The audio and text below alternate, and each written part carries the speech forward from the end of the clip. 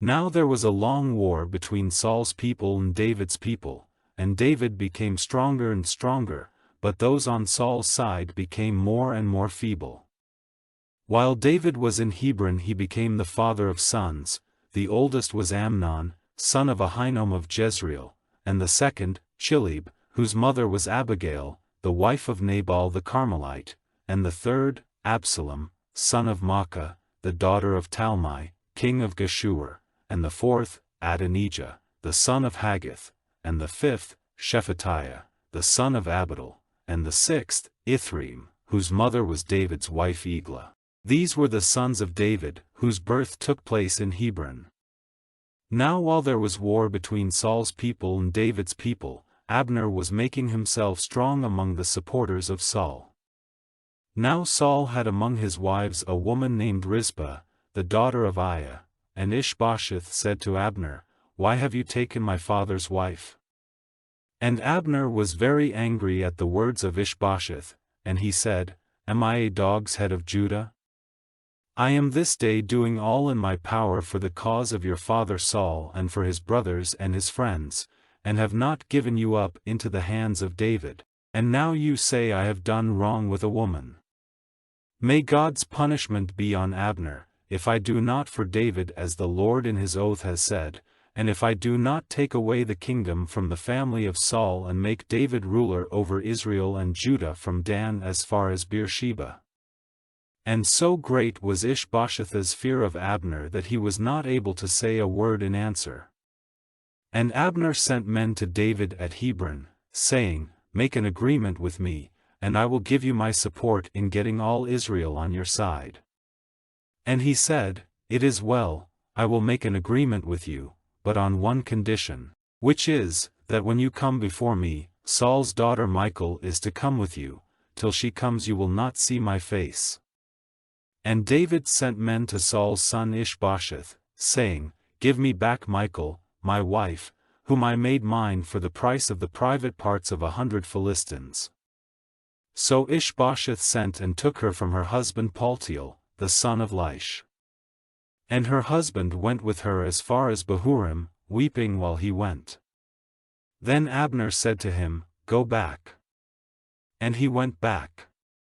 Then Abner had a talk with the chief men of Israel, saying, "In the past it was your desire to make David your king, so now, do it.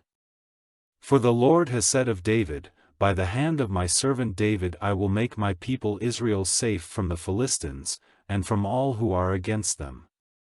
And Abner said the same things to Benjamin, and he went to David in Hebron to make clear to him what seemed good to Israel and to all the people of Benjamin. So Abner, with 20 men, came to Hebron, to David. And David made a feast for Abner and the men who were with him. And Abner said to David, "Now I will go, and make all Israel come to my lord the king, so that they may make an agreement with you, and your kingdom may be as wide as your heart's desire." Then David sent Abner away and he went in peace. Now the servants of David and Joab had been out attacking a band of armed men, and they came back with a great store of goods taken in the fight, but Abner was no longer in Hebron with David, for he had sent him away and he had gone in peace. When Joab and his men came, news was given them that Abner, the son of Ner, had come to the king, who had let him go away again in peace. Then Joab came to the king, and said, "What have you done? When Abner came to you, why did you send him away and let him go? Is it not clear to you that Abner, the son of Ner, came with deceit to get knowledge of your going out and your coming in and of all you are doing?" And when Joab had come out from David, he sent men after Abner, and they overtook him at the water spring of Sirah, and made him come back with them, but David had no knowledge of it. And when Abner was back in Hebron, Joab took him on one side by the doorway of the town to have a word with him quietly, and there he gave him a wound in the stomach, causing his death in payment for the death of his brother Asahel.